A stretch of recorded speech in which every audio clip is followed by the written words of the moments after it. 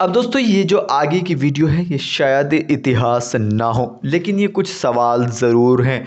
अगर आप एक इंटरव्यू की तैयारी कर रहे हैं तो अब जो वीडियो आने वाला है उसको प्लीज़ स्किप मत करना। हेलो दोस्तों, स्वागत है आपका आज के वीडियो में। मैं हूं जुनैद खान और आज के वीडियो में हम जो बात करेंगे वो HDFC बैंक के इतिहास के बारे में बात करने वाले हैं। और एक्चुअली यहाँ पर जितनी बातें होंगी वो थोड़ा कहीं ना कहीं मेरा एक्सपीरियंस रहने वाला है और साथ ही साथ कुछ गूगल की मदद ली गई है यहाँ पर। और दोस्तों वीडियो में आगे बढ़ें उससे पहले एक छोटी सी रिक्वेस्ट है, अगर आपने हमारे चैनल को अभी तक भी सब्सक्राइब नहीं किया है, इधर एक बटन आ रहा है, इस तरीके से सब्सक्राइब होता है और कर सकते हो आप। ठीक है, आगे बढ़ते हैं वीडियो में। फिलहाल के लिए देखते हैं कि HDFC बैंक का इतिहास क्या है। दोस्तों इतिहास बताने का जो मकसद है वो ये है कि इंटरव्यू के दौरान आपसे इतिहास से रिलेटेड क्वेश्चन भी पूछ सकता है HDFC बैंक का जो HR है वो। लेकिन मैं यहाँ पर ये नहीं कह रहा हूँ कि आप इस इतिहास को याद कर लें या इसको रट लें, बस एक बार निगाह मार लें और साथ ही साथ इस वीडियो को प्रॉपरली समझ लें। ठीक है, और एक टिप्स देना चाहूँगा इतिहास शुरू करने से पहले कि भाई जो बंदा जॉब के लिए या फिर इंटरव्यू की तैयारी कर रहा है, ठीक है, उसके अंदर एक चीज़ का होना बेहद ज़रूरी है। वो चीज़ क्या है, उसको कहते हैं हम क्रिएटिविटी। ठीक है, मतलब क्रिएटिविटी का क्या होता है, अगर आप किसी ऐसे शहर से देख रहे हो जहाँ दिल्ली वगैरह है या फिर जहाँ पर आपकी बोले तो इंग्लिश बोली जाती है, ठीक है, तो वहाँ पर आपको शायद क्रिएटिविटी का पता होगा। अगर नहीं तो फिर जिस तरीके से मुझे पता है कि क्रिएटिविटी क्या होती है मैं अपनी भाषा में बताना चाहता हूँ। मैं जो मानता हूँ क्रिएटिविटी, उस चीज़ को मानता हूँ पागलपन। ठीक है, एक ऐसा पागलपन कि अगर आपको कोई काम दे दिया जाए तो आप उस काम को 10 तरीके से करके दिखा सको कि ये मेरे अंदर क्रिएटिविटी है। क्रिएटिविटी का मतलब होता है कुछ नया करना। दोस्तों मैं इस पे इतना जोर इसलिए डाल रहा हूँ क्योंकि क्रिएटिविटी का होना बेहद ज़रूरी है अगर आप किसी इंटरव्यू की तैयारी कर रहे हैं। क्योंकि आपको मान लो सारी नॉलेज है जिस जॉब के लिए आपने अप्लाई किया है उसके बारे में, लेकिन आप क्रिएटिव नहीं हैं तो शायद आप वो इंटरव्यू भी क्रैक ना कर पाएँ या फिर मैं कहूँ उस इंटरव्यू को आप पास ना कर पाएँ। उसका रीज़न ये है क्योंकि हर कंपनी को एक एक्स्ट्रा स्मार्ट बंदे की ज़रूरत है जो आज के ज़माने की भी खबर रखे और इतिहास में क्या हुआ है हमारे साथ उसके बारे में भी पूरी नॉलेज हो।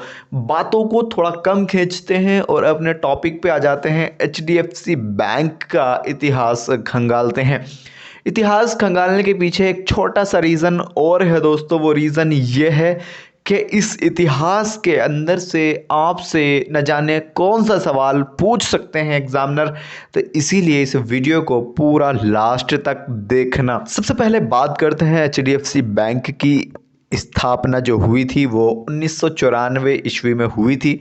ठीक है, और इसका जो हेड ऑफिस है या फिर मैं कहूँ मेन ऑफिस है वो मुंबई में है। इससे पहले वाले वीडियो में मैंने कुछ ऐसे 10 सवाल लिखे थे आप लोगों के लिए जो हर एग्जामिनर पूछता ही पूछता है और वो सारे सवाल बेसिक हैं। ठीक है, ऐसा एक्स्ट्रा सवाल नहीं है, वो सारे क्वेश्चन बेसिक हैं। और अगर वो बेसिक सवाल आपको नहीं पता, मान लो एग्जामिनर ने पूछ लिया उसमें से कुछ और आपको नहीं पता वो बेसिक सवाल, तो आपका अच्छा खासा होता हुआ था इंटरव्यू भी रिजेक्ट हो जाएगा। ठीक है, तो इसलिए अगर वो वीडियो आपने नहीं देखा है तो उसका लिंक आई बटन में डाल दिया गया है, उसको ज़रूर देखें और डिस्क्रिप्शन में भी डाल दूंगा, चेक कर लेना। उसके बाद बात करते हैं HDFC बैंक के हेड ऑफिस की या फिर मैं कहूँ मेन ऑफिस की, जहाँ से ये काम शुरू हुआ था तो वो मुंबई में स्थित है। या फिर ऐसे कह सकते हैं कि HDFC बैंक का हेड ऑफिस मुंबई में स्थित है। आई होप आप समझ गए होंगे। ठीक है दोस्तों, अब बात करते हैं HDFC बैंक ने 1995 में, ये जो मैं सन बता रहा हूँ, जो डेट बता रहा हूँ, इसको ध्यान से सुनना है। HDFC बैंक ने 1995 में एक अनुसूचित वाणिज्यिक बैंक के रूप में कार्य करना शुरू कर दिया था। ये जो अनुसूचित वाणिज्यिक होता है, इसका मतलब अगर आपको सुनना है तो ज़रा सा रुक जाइए, मैं बता रहा हूँ। अनुसूचित वाणिज्य का जो मतलब है वो ये है कि लोन देना, लोन लेना, ख़रीदना, चीज़ें देनी, एक्स्ट्रा स्मार्ट काम करना, HDFC बैंक ने जो है शुरू कर दिया था। इसको ज़्यादा डिटेल में नहीं पढ़ेंगे, बहुत बड़ा मुद्दा है, आगे बढ़ जाते हैं। इसकी शाखाओं की जो अधिकतम संख्या है, ठीक है, किसकी शाखाओं की? HDFC बैंक की जो शाखाएं हैं उसकी जो ज़्यादा से ज़्यादा क्वांटिटी है वो दिल्ली एंड मुंबई में है। ये आपको ध्यान रखना है दोस्तों। दिसंबर 2013 तक इस बैंक ने 2104 शहरों में 3,336 शाखाएं तथा 11,473 ATM कार्य करने में लगा दिए थे। अब आप समझ सकते हो कि ये बैंक कितनी तेजी से काम कर रहा है। और एक युग ऐसा था, या फिर मैं कहूँ 2019 में ये बैंक सबसे अच्छा, इसकी जो रेपुटेशन है वो मानी गई है भारत के सारे बैंकों में। दोस्तों ये आगे बताया जाएगा। अब HDFC बैंक ने रक्तदान का एक बहुत बड़ा विश्व रिकॉर्ड भी बनाया है एक दिन का, ठीक है। और ये गिनीज बुक जो है, जो पूरे वर्ल्ड के रिकॉर्ड लिखती है अपनी बुक के अंदर, उन्होंने इसको मेंशन किया है। 6 दिसंबर 2013 को 709 स्थानों पर 115 रक्तदान के कैंप लगाए थे, ब्लड डोनेशन के कैंप लगाए थे, जिसमें 61,902 लोगों ने रक्तदान किया था। और ये कहाँ पर लिखा हुआ है? ये गिनीज बुक जो होती है जिसमें वर्ल्ड के रिकॉर्ड लिखे जाते हैं पूरे विश्व के, उसके अंदर मेंशन है। कितनी खुशी की बात है। चलिए दोस्तों, थोड़ा सा फुल फॉर्म की बात करते हैं HDFC बैंक की। ज़्यादातर लोगों को पता होगा लेकिन फिर भी बताने की कोशिश करूंगा। हाउसिंग डेवलपमेंट फाइनेंस कॉर्पोरेशन, ठीक है, ये इसकी फुल फॉर्म है।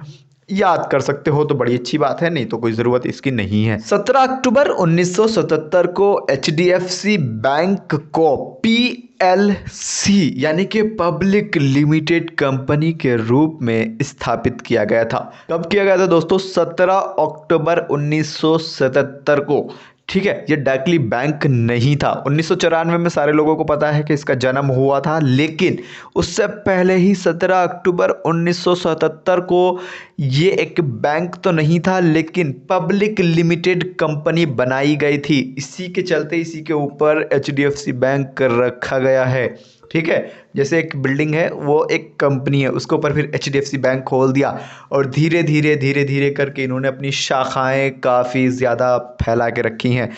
ICICI ने इसको काफ़ी ज़ोरों शोरों से प्रमोट किया था। किस चीज़ को भैया? पब्लिक लिमिटेड कंपनी को, जो उस टाइम खोली गई थी। ICICI ने इसको बड़े अच्छे से इसकी एडवर्टीजमेंट की थी, प्रमोट किया था। समझ में आ गई बात? अच्छा, आपकी समझ में अगर कोई बात नहीं आती है तो वो आप कमेंट सेक्शन में पूछ भी सकते हो। अगर आपको लगता है कि नहीं कमेंट सेक्शन में शायद जवाब ना मिल पाए तो इधर मेरा इंस्टाग्राम आ रहा है, इंस्टाग्राम पे जाके भी आप मुझसे पूछ सकते हो, और जब जाओगे तो फॉलो भी कर लेना। सन 1980 ईस्वी में HDFC बैंक ने लोन लिंक डिपॉजिट स्कीम शुरू की थी, जिसमें किसी को भी, मतलब कोई भी आम आदमी जा सकता है वहाँ पर, खाता खुलवाना था नॉर्मली और लोन ले सकता था, ठीक है। मतलब अगर खाता खुलवा लिया तो आप लोन लेने के योग्य हो जाते हैं। बहुत सारे लोग मुझे कमेंट करते हैं, सर आप काफ़ी जल्दी बोलते हो, बहुत तेज़ बोलते हो। तो मैं कोशिश ये करता हूँ हर वीडियो में, आने वाले वीडियोस में, कि बड़ी तसल्ली के साथ बात किया करूँगा आप लोगों से, आपसे अच्छा अट्रैक्शन बनाने की कोशिश करूँगा। और अगर आपने अभी तक सब्सक्राइब नहीं किया है चैनल हमारा जिसका नाम है JD जॉब्स, तो जल्दी से सब्सक्राइब कर लो और आगे बढ़ते हैं वीडियो में। सन 1999 ईस्वी में www.hdfc.com करके HDFC बैंक ने अपनी वेबसाइट बना ली थी, ठीक है। अब दोस्तों ये जो आगे की वीडियो है ये शायद इतिहास ना हो, लेकिन ये कुछ सवाल ज़रूर हैं। अगर आप एक इंटरव्यू की तैयारी कर रहे हैं तो अब जो वीडियो आने वाला है उसको प्लीज़ स्किप मत करना, पूरा देख लेना, ठीक है।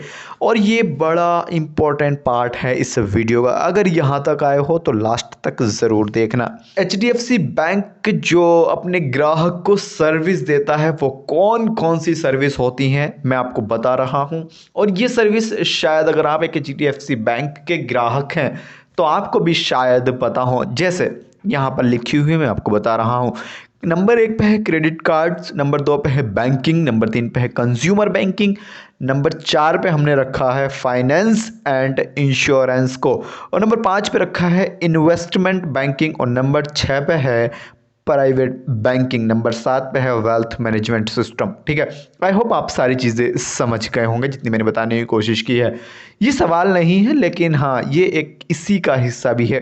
HDFC बैंक की कुछ प्यारी प्यारी चीज़ें, कुछ प्यारी प्यारी कंपनी आपको मैं बता रहा हूँ, जैसे HDFC बैंक लिमिटेड, नंबर 2 पे है HDFC डेवलपर लिमिटेड, नंबर 3 पे है HDFC इन्वेस्टमेंट लिमिटेड और नंबर 4 पे है HDFC holding limited. I hope आपकी बात समझ में आ रही होगी। अगर समझ में नहीं आ रही तो क्या नहीं आ रहा है मुझे कमेंट में लिख के बताओ।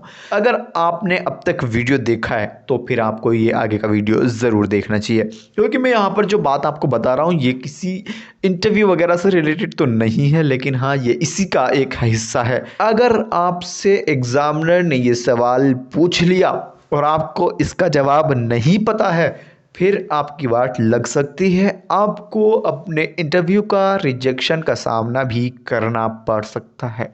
तो इसलिए ये तो ज़रूर देखना।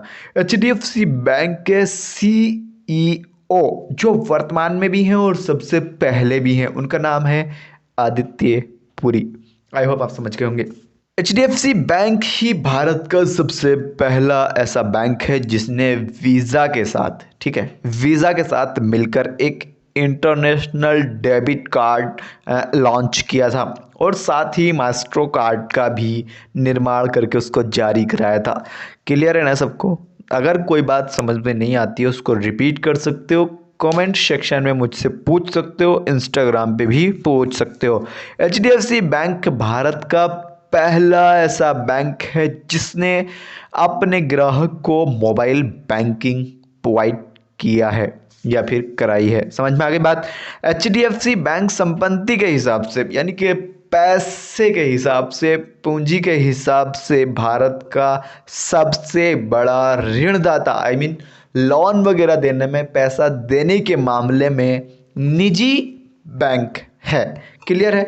उसके बाद है फरवरी 2016 तक बाजार पूंजीकरण के हिसाब से HDFC बैंक भारत का सबसे बड़ा बैंक है।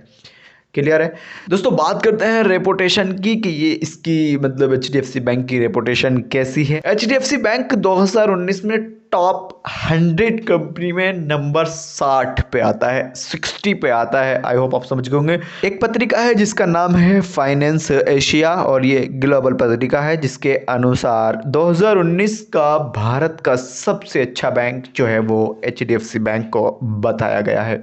आई होप दोस्तों आपको वीडियो पसंद आया होगा। अगर आपकी ज़िंदगी में इस वीडियो ने 1% भी वैल्यू ऐड किया है तो इसे लाइक ज़रूर करें। अगर आपको हमें सपोर्ट करना है तो उसके लिए आप इस वीडियो को शेयर करके हमारे चैनल को सब्सक्राइब भी कर सकते हैं। साथ ही साथ हम आपको इंस्टाग्राम पे मिल जाएंगे, इधर हमारा नाम आ रहा है, और इस चैनल को सब्सक्राइब आप फ्री में करेंगे। फिलहाल के लिए इस वीडियो में इतना ही। मैंने इससे पहले बहुत सारे मुद्दों पे बात की हुई है, जैसे HDFC बैंक में नौकरी कैसे लगती है, HDFC बैंक में कौन से सवाल पूछे जाते हैं इंटरव्यू के दौरान, और भी बहुत सारी बातें मैंने HDFC बैंक से रिलेटेड बताई है। रियल एस्टेट बहुत अच्छा काम कर रहे हैं, रियल एस्टेट के बारे में मैंने बहुत अच्छे से हर चीज़ को एक्सप्लेन किया है। वीडियो आपको डिस्क्रिप्शन में मिल जाएगी। साथ ही साथ कॉल सेंटर के बारे में बात की है, कॉल सेंटर में जॉब वगैरह कैसे लगती है। नहीं देखा वीडियो, लिंक डिस्क्रिप्शन में दे दिया गया है, जाके देख सकते हो। अगर आप फ्री हो, एकदम फ्री हो, तो फिर कॉल सेंटर भी आपके लिए बुरा नहीं है। इस वीडियो में फिलहाल के लिए इतना ही। मिलेंगे फिर कभी किसी नेक्स्ट वीडियो में। तब तक के लिए ध्यान रखिए, खुद का साफ रहिए, सफाई रखिए और देखते रहिए JD जॉब्स यूट्यूब चैनल। जय हिंद, खुदा हाफिज।